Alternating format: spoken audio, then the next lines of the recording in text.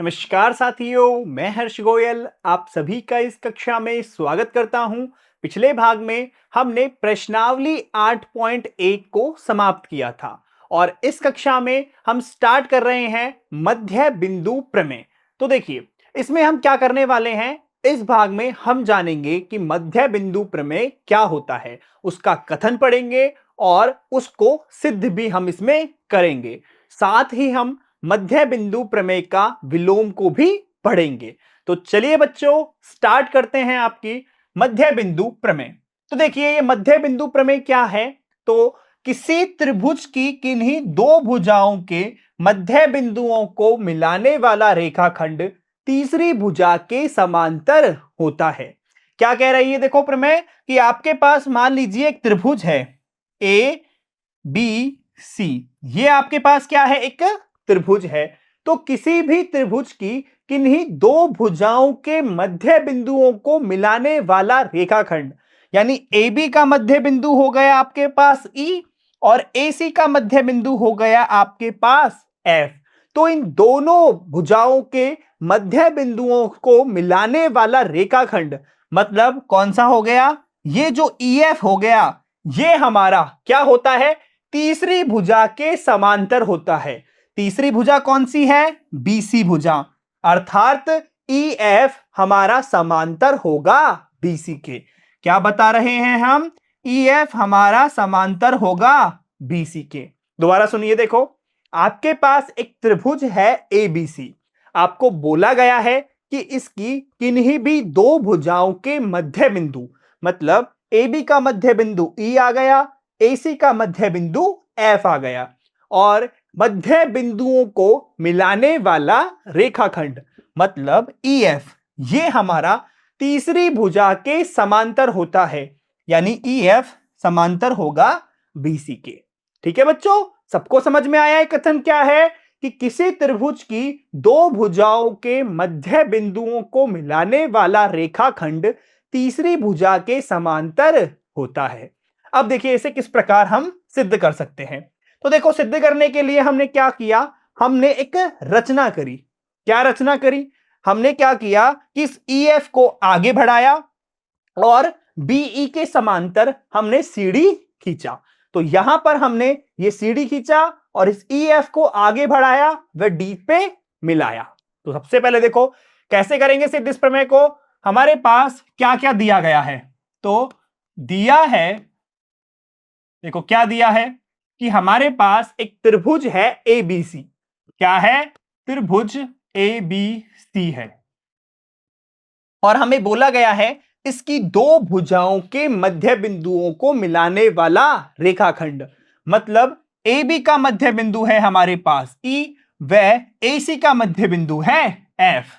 तो हमें बताया गया है कि ए बी का मध्य बिंदु, ए बी का मध्य बिंदु ई है। तो हम कह सकते हैं कि जो ए ई होगा वो हमारा, ये जो होगा भुजा, ये बीई भुजा के कैसी आ जाएगी, बराबर आ जाएगी। तो हम कह सकते हैं कि हमारा ए ई इसमें बराबर होगा बीई के। क्लियर, ए ई बराबर हो गया बीई के। तथा ऐसे ही हम कहें एसी का मध्य बिंदु एफ है, एसी का मध्य बिंदु एफ है। क्या है, एसी का मध्य बिंदु एफ है। तो यहां से हम कह सकते हैं कि ए एफ बराबर आएगा हमारे सी एफ के। तो ए एफ बराबर आ गया सी एफ के। ठीक है, तो यहां तक क्लियर। ए ई बराबर आ गया बीई के, वह हमारा ए एफ बराबर आ गया सी एफ के। अब समझो, देखो रचना क्या की है हमने, हमने इसमें रचना की है कि बीई के समांतर हमने सीढ़ी खींचा है। क्या किया है हमने, बीई के समांतर सीढ़ी खींचा है। तो बीई के समांतर तो हमने सीढ़ी खींचा है, वह हमने ईएफ को डी पर मिलाया। क्या किया है, ईएफ को आगे बढ़ाया, आगे बढ़ाया वह डी पर मिलाया। अब देखिए, ये हो गई हमारी रचना और हमें सिद्ध क्या करना है, हमें सिद्ध करना है कि दो भुजाओं के मध्य बिंदुओं को मिलाने वाला रेखाखंड, मतलब ये जो EF रेखाखंड है ये तीसरी भुजा के समांतर होगा। यानी हमें EF को समांतर सिद्ध करना है हमारे BC भुजा के। समझ में आ गया? EF को हमें समांतर करना है BC भुजा के। तो देखिए इसकी उपपत्ति कैसे करेंगे। तो उपपत्ति में हम कह सकते हैं, देखिए क्या कहेंगे उपपत्ति में, क्या कर रहे हैं सबसे पहले तो देखिए हमने बीई समांतर सीडी खींचा था, अर्थात हमारे पास बीई समांतर है सीडी के। भाई हमने बीई को समांतर सीडी खींचा था। अब देखो यदि हमारा बीई समांतर है सीडी के और हमारे पास एई बराबर है किसके, एई हमारे पास बीई के बराबर है, तो हम क्या कह सकते हैं, यहां से हम कह सकते हैं कि एई हमारा समांतर होगा सीडी के। भाई बीई समांतर है सीडी के और एई बराबर है बीई के, तो एई हमारा समांतर हो गया सीडी के। अब सुनो देखो एक चीज, आपका एई हो गया सीडी के समांतर, तो हम दो त्रिभुजों की बात कर रहे हैं। एक तो हम ले रहे हैं ये त्रिभुज AEF और एक ले रहे हैं हम ये वाला त्रिभुज, देखो दिख रहा है सबको। तो एक तो ले लिया हमने AEF और एक ले लिया हमने CDF, ठीक है। तो अब हम इन दोनों त्रिभुजों में क्या कर रहे हैं, इन दोनों त्रिभुजों को सर्वांगसम सिद्ध कर रहे हैं। तो हमने लिया त्रिभुज AEF व त्रिभुज कौन सा वाला, ये हो गया हमारा CDF। अब देखो यदि हम इन दोनों त्रिभुजों की बात करें तो हम इसमें क्या कह सकते हैं कि ये कोण हमारे इस कोण के बराबर होगा। कारण क्योंकि दोनों की दोनों कोण हमारे शीर्षाभिमुख कोण हैं। और देखिए क्या हम ये कह सकते हैं कि ये कोण हमारे इस कोण के बराबर होगा। कैसे कह पा रहे हैं, तो देखिए आपके पास दिया है या हमने बनाया है कि AE समांतर है CD के। भाई आपके पास AE समांतर आ गया CD के, तो दो समांतर रेखाओं को त्रियक हो गया AC। इसका मतलब विपरीत ओर बने कोण एकांतर कोण होंगे और वो बराबर होंगे। तो मान लीजिए ये हो गया कोण 1, ये हो गया कोण 2, ये कोण 3 और ये हो गया कोण 4। तो अर्थात हम कह सकते हैं इन दोनों त्रिभुजों में कोण 1 बराबर होगा कोण 2 के, और कारण क्या हो जाएगा, एकांतर कोण। हम इसको और अच्छे से लिख सकते हैं कि हमने यहां पर AE को समांतर किया था CD के। क्या किया था, AE को समांतर किया था CD के, व यहां पर हमारा AC हो गया त्रियक। AC क्या हो गया, त्रियक। तो देखिए कोण 1 बराबर आया कोण 2 के, एकांतर कोण। और हम कह सकते हैं कोण 3 बराबर आएगा कोण 4 के। और इसका कारण क्या है, शीर्षाभिमुख कोण, शीर्षाभिमुख कोण। अब देखो दो तो कोण बराबर आ गए, अब हमें चाहिए एक भुजा बराबर। तो गौर से देखो इस त्रिभुज की जो AF भुजा है वो इस त्रिभुज की CF भुजा के बराबर है और ये हमारे पास दिया हुआ है। तो हम कह सकते हैं कि AF बराबर होगा CF के, और ये हमारे पास दिया है। तो हम क्या कह सकते हैं, हम कह सकते हैं कि कौन सा लग गया, दो कोण व एक भुजा। तो या तो लगेगा AAS या लगेगा ASA। तो सुनो देखो एक कोण हो गया ये, दूसरा हो गया ये, और भुजा हो गई इनके बीच की, मतलब लगेगा ASA सर्वांग समता नियम। तो अतः ASA सर्वांग समता नियम से, सर्वांग समता नियम से क्या हो जाएगा, हम कह सकते हैं ये दोनों की दोनों त्रिभुज हमारे सर्वांगसम हो जाएंगे। तो त्रिभुज एक हो गया AEF, ये हमारा सर्वांगसम हो गया त्रिभुज CDF के। अब सुनो एक बात, जैसे ही हमने इन दोनों त्रिभुजों को सर्वांगसम सिद्ध किया है तो हम CPCT से कह सकते हैं इनके संगत भाग बराबर होंगे। तो देखिए हम क्या कह देंगे, जैसे ये दोनों त्रिभुज आपके सर्वांगसम हुए, मतलब इनके संगत भाग, तो हम कह देंगे कि AE ये हमारा किसके बराबर हो जाएगा, AE हमारा बराबर हो जाएगा CD के। क्या हो गया, AE बराबर हो गया CD के। तो देखिए हम क्या कह देंगे कि चूंकि त्रिभुज एक तो है AEF, ये सर्वांगसम है इस त्रिभुज के, ये है हमारे पास CDF के।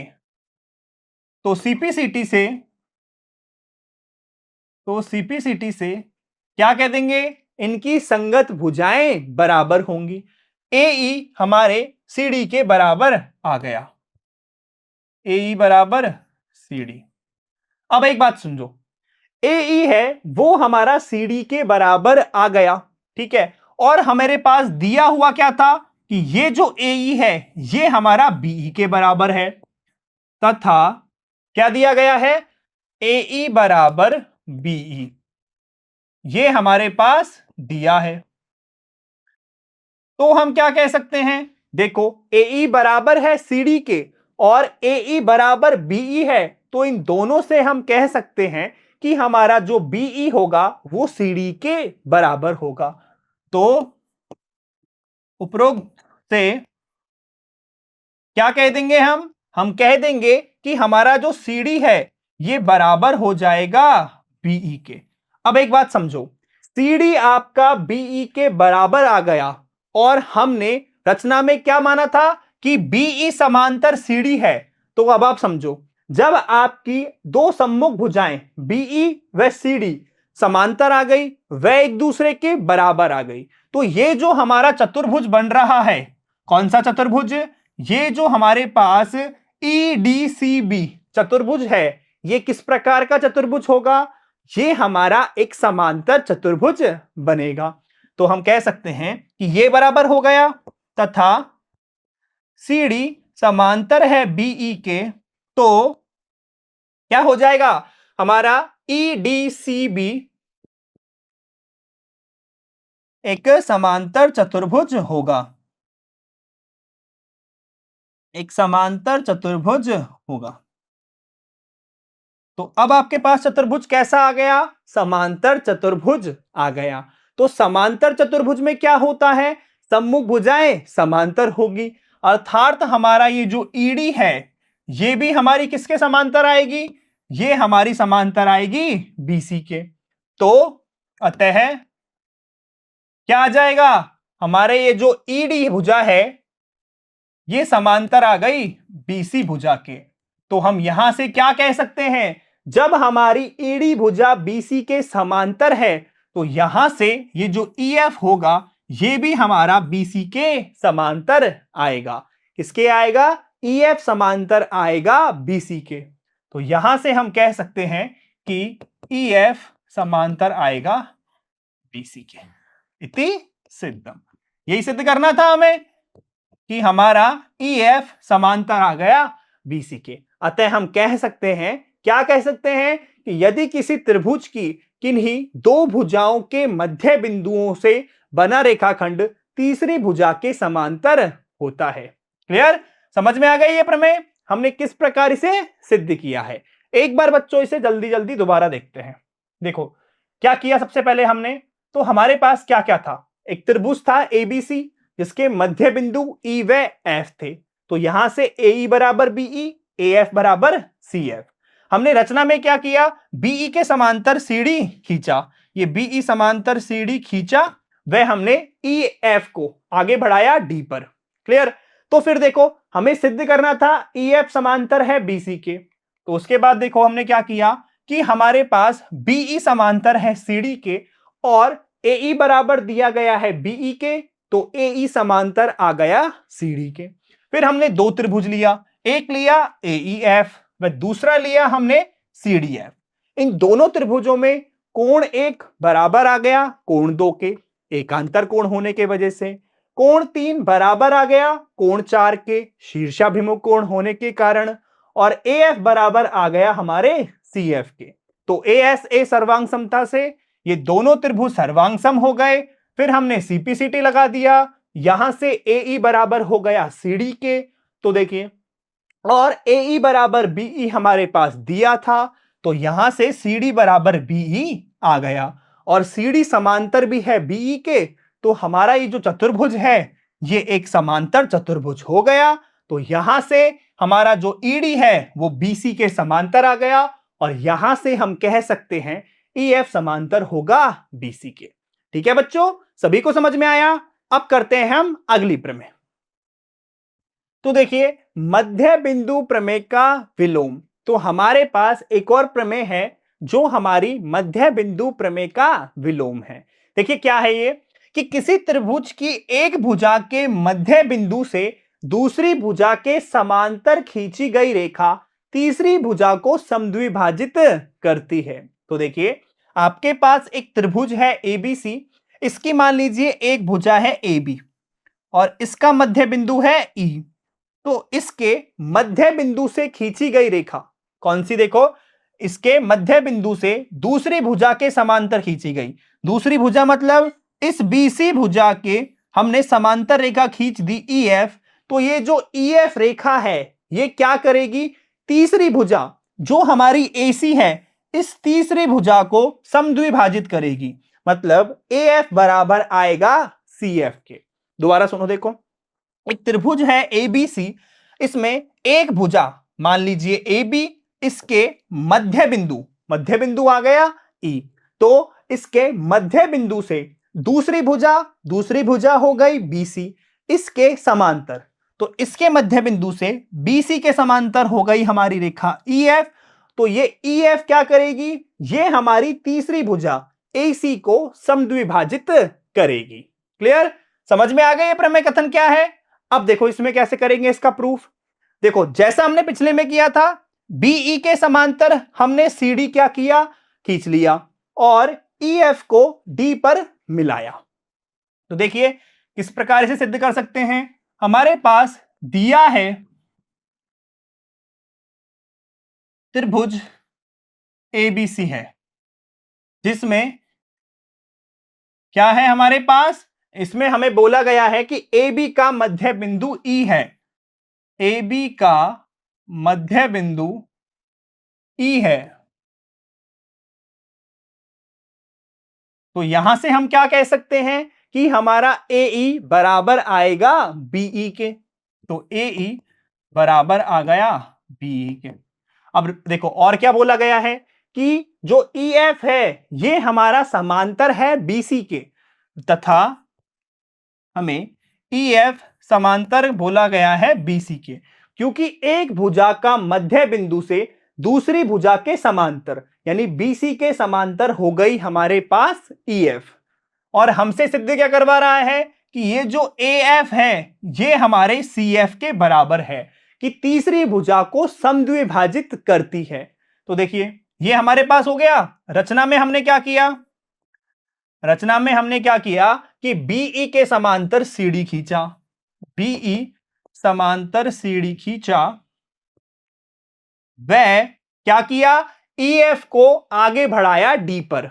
तो EF को आगे बढ़ाकर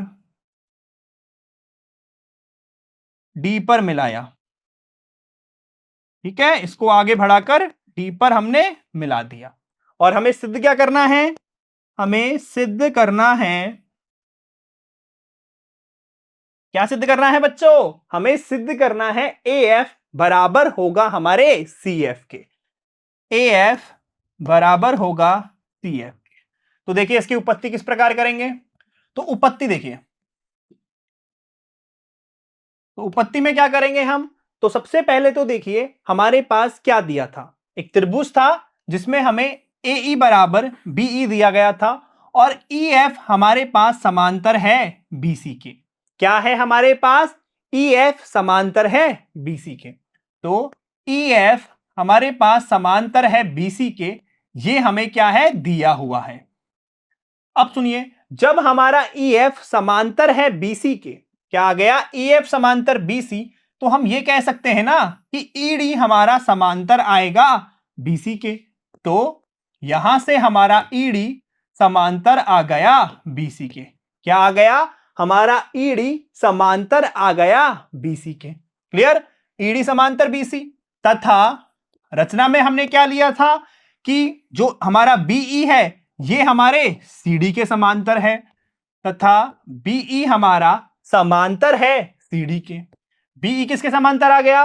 बीई समांतर आ गया सीडी के, और ईडी समांतर आ गया बीसी के। मतलब चतुर्भुज की सम्मुख भुजाएं समांतर आ गई। तो चतुर्भुज कौन सा वाला? ईडीसीबी, सीबी की सम्मुख भुजाएं क्या आ गई? समांतर हैं, समांतर है। इसलिए क्या हो जाएगा? इसलिए चतुर्भुज ईडीसीबी एक समांतर चतुर्भुज है। क्या है ये? ये आपका एक समांतर चतुर्भुज है। और कारण क्या है? क्योंकि इसकी सम्मुख भुजाएं समांतर है। अब एक बात सुनो, जब इसकी सम्मुख भुजाएं समांतर हैं तो सम्मुख भुजाएं बराबर भी होगी, क्योंकि समांतर चतुर्भुज की सम्मुख भुजाएं बराबर होती हैं।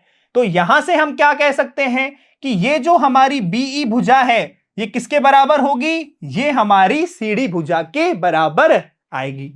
तो हमारा ये जो बीई भुजा है ये हमारी किसके बराबर आएगी? ये आएगी सीडी भुजा के बराबर।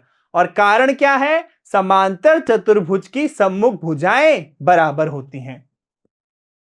समांतर चतुर्भुज की सम्मुख भुजाएं बराबर, सम्मुख भुजाएं बराबर। ठीक है, ये हो गई इसकी समांतर चतुर्भुज की सम्मुख भुजाएं बराबर। अब देखो बीई है वो बराबर आ गया सीडी के, लेकिन हमारे पास दिया क्या है कि बीई बराबर है एई के। तो बीई बराबर एई ये हमारे पास दिया है। तो उपरोक्त से हम क्या कह सकते हैं? यहां से हम कह सकते हैं कि हमारा एई बराबर आएगा सीडी के। तो हम क्या कह देंगे कि हमारा जो एई है ये किसके बराबर आ गया? ये हमारा बराबर आ गया सीडी के। तो ये जो एई भुजा है ये हमारी सीडी भुजा के आ गई बराबर। और हमें सिद्ध करना है, क्या करना है कि जो एएफ है ये सीएफ के बराबर है। तो हम क्या करेंगे? दो भुजाओं को बराबर सिद्ध करने के लिए ये भुजाएं जिन त्रिभुजों में आ रही हैं उन दोनों त्रिभुजों को सर्वांगसम सिद्ध करेंगे। तो अर्थात अब हम लेंगे त्रिभुज एईएफ व कौन सा त्रिभुज लेंगे? एक लेंगे हम डीसीएफ। देखो क्या होगा इन दोनों त्रिभुजों में, हम क्या कह सकते हैं? देखो हमने एई है वो बराबर कर लिया हमने किसके? सीडी के। ये क्लियर? और ये दोनों कैसी हैं? समांतर हैं। तो समांतर भुजाओं को त्रिज्या काटे तो विपरीत ओर बने कोण किस प्रकार के कोण होते हैं? ये हमारे एकांतर कोण होते हैं। तो मान लीजिए ये हो गया कोण एक, ये हो गया कोण दो, और यहां पर हमारे दो कोण और हैं, ये दोनों कोण किस प्रकार के हैं? ये हमारे शीर्षाभिमुख कोण हैं, कोण 3, कोण 4। तो हम इन दोनों त्रिभुजों में कह सकते हैं कोण 1 बराबर कोण 2, कोण 3 बराबर कोण 4। ये हो गए हमारे एकांतर कोण, और यहां हो गए ये हमारे शीर्षाभिमुख कोण। क्लियर? अब सुनो, दो तो आपके कोण हो गए, हमें चाहिए एक भुजा बराबर। और वो भुजा कौन सी है? देखो हमने सिद्ध किया है अभी कि एई है वो हमारे सीडी के बराबर है। एई किसके बराबर है? सीडी के। मान लीजिए समीकरण 1 है तो एई बराबर सीडी, ये हो गया समीकरण 1 से। तो क्या हो जाएगा? जैसे ही एई बराबर आया सीडी के, मतलब ये हो गया कि दो कोण व एक भुजा, यानी या तो लगेगा एएस या लगेगा एएस ए। दो कोणों के बीच में भुजा है एएफ, लेकिन हमने ली है एई, मतलब लगेगा एएस। तो अतः एएस सर्वांग समता कसौटी से क्या कह सकते हैं हम? ए सर्वांग समता कसौटी से हम कह सकते हैं कि हमारे दोनों त्रिभुज कैसे होंगे? सर्वांग सम होंगे। त्रिभुज AEF सर्वांग सम होगा किस त्रिभुज के? ये होगा हमारे DCF के। क्या हो जाएंगे? ये दोनों हमारे सर्वांग सम हो जाएंगे। अब जैसे ही हमने इन दोनों त्रिभुजों को सर्वांग सम सिद्ध किया तो हम CPCT से क्या कह सकते हैं? CPCT से हम कह सकते हैं कि इनकी संगत भुजाएं बराबर होंगी। तो CPCT से क्या कह सकते हैं हम? CPCT से हम कह सकते हैं कि इस त्रिभुज की जो AF भुजा है वो इस त्रिभुज की CF भुजा के बराबर आएगी। तो कह देंगे AF बराबर CF। और यही क्या करना था? हमें सिद्ध करना था। तो यदि AF बराबर CF आ गया, इसका मतलब EF क्या कर रहा है? AC को समद्विभाजित कर रहा है। तो हम कह सकते हैं कि चूंकि AF बराबर है CF, इसलिए क्या कह सकते हैं कि जो EF है वो हमारे भुजा AC को समद्विभाजित करता है। EF भुजा AC को समद्विभाजित करता है। तो ये हो गया यहां पर ये सिद्ध। ठीक है बच्चों, ये प्रमेय कर दी हमने यहां पर सिद्ध। समझ में आया सभी को किस प्रकार हमने ये सिद्ध किया है? एक बार दोबारा देख लीजिए। देखो क्या किया है, बहुत इजी था। सबसे पहले तो देखो त्रिभुज था, AB का मध्य बिंदु E, AE बराबर BE, और हमें EF को समांतर था BC के। तो यहां से हमने क्या किया? BE के समांतर CD खींचा और EF को आगे बढ़ाया और D पर मिलाया, और हमें AF को CF के बराबर सिद्ध करना था। तो समझो एक बात कि हमारे पास ये जो है BE, देखो क्या है कि हमारे पास यहां पर EF है, ये समांतर है BC के, ये हमारे पास दिया गया है। तो ये हमारा ED समांतर आएगा BC के, तथा जो BE है ये हमारा समांतर है CD के। तो ये चतुर्भुज एक समांतर चतुर्भुज हो गया, और समांतर चतुर्भुज की सम्मुख भुजाएं बराबर होती हैं। तो BE बराबर आ गया CD के। चूंकि हमारे पास BE बराबर है AE के, तो AE हमारा बराबर आ गया यहां से किसके? CD के। फिर हमने इन दोनों त्रिभुजों में लिया, यहां पर कोण 1 बराबर कोण 2 एकांतर कोण, कोण 3 बराबर कोण 4 शीर्षाभिमुख कोण, और AE बराबर CD समीकरण 1 से। तो AAS सर्वांग समता से दोनों त्रिभुज सर्वांग सम हो गए। CPCT से AF बराबर CF आ गया, और यहां पर ये इसमें सिद्ध हो गया। ठीक है बच्चों, सभी को समझ में आया ये प्रमेय हमने किस प्रकार सिद्ध की है? तो देखो हमने क्या पढ़ा इस भाग से? हमने इस भाग में मध्य बिंदु प्रमेय को जाना था। क्या थी मध्य बिंदु प्रमेय? कि आपके पास यदि कोई त्रिभुज है तो त्रिभुज की किन्हीं भी दो भुजाओं के मध्य बिंदुओं से गुजरने वाला जो रेखाखंड है वो तीसरी भुजा के समांतर होता है। ये थी हमारी मध्य बिंदु प्रमेय। वह हमने एक और प्रमेय इसमें जानी थी, वो क्या थी? कि यदि हमारे पास एक त्रिभुज है तो इसकी एक भुजा के मध्य बिंदु से गुजरने वाला और दूसरी भुजा के समांतर जो रेखा होगी वो हमारी तीसरी भुजा को समद्विभाजित करेगी। तो बच्चों ये हमने इसमें हो गए हमारे सीखने के प्रतिफल। अब करते हैं इसके मूल्यांकन के कुछ प्रश्नों को। पहला प्रश्न है, यदि एक रेखाखंड त्रिभुज की दो भुजाओं के मध्य बिंदुओं को मिलाता है तो वह त्रिभुज की तीसरी भुजा के लंबवत होगा, समांतर होगा, रेखीय होगा, या इनमें से कोई नहीं। तो मध्य बिंदु प्रमेय का कथन क्या था? कि यदि एक रेखाखंड त्रिभुज की दो भुजाओं के मध्य बिंदुओं को मिलाता है तो वह तीसरी भुजा के समांतर होता है। अर्थात इसका उत्तर क्या आ गया? ब आ गया, समांतर होगा। ठीक है, समझ में आया? अब देखिए इसका अगला प्रश्न। यदि आपके पास DE है, ये जो DE है ये हमारे समांतर है हमारी BC के, DE समांतर BC है, और D और E क्रमशः भुजाओं AB व AC के मध्य बिंदु हैं, ये इन दोनों के मध्य बिंदु हैं। तो DE की लंबाई क्या है? DE की लंबाई आपसे इसमें पूछ रहा है। देखो एक चीज समझो, यदि हम ये कह देते हैं कि हमारा DE समांतर है BC के, क्या है, हमारा DE समांतर है BC के, तो इसका मतलब ये जो लंबाई होती है वो हमारे इस BC की कितनी आती है, इस BC की आधी आती है। मतलब यहां हमारा DE आधा हो जाएगा आपके BC के। क्या हो जाएगा, DE आधा आ जाएगा BC के। तो BC कितनी है, BC हमारे पास 18 है, तो DE कितना आ जाएगा, 9 सेमी आ जाएगा। ये चीज याद रखोगे कि जब भी हमारे पास ये DE समांतर हो जाए BC के, तो क्या होगा, जो DE की लंबाई होगी वो BC की आधी होगी। तो यहां पर से आ गया।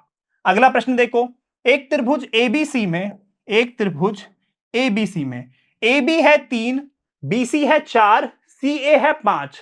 यदि D और E क्रमशः भुजाओं AB और BC के मध्य बिंदु हैं, ABC इसका मध्य बिंदु, इसका मध्य बिंदु, कौन कौन सा, D व E, इनको मिला लिया, मध्य बिंदु है, तो हमें DE की लंबाई ज्ञात करनी है। देखो AB की कितनी थी, AB की थी हमारे पास 3, BC की कितनी थी, BC की थी हमारे पास 4, और AC की थी हमारे पास 5।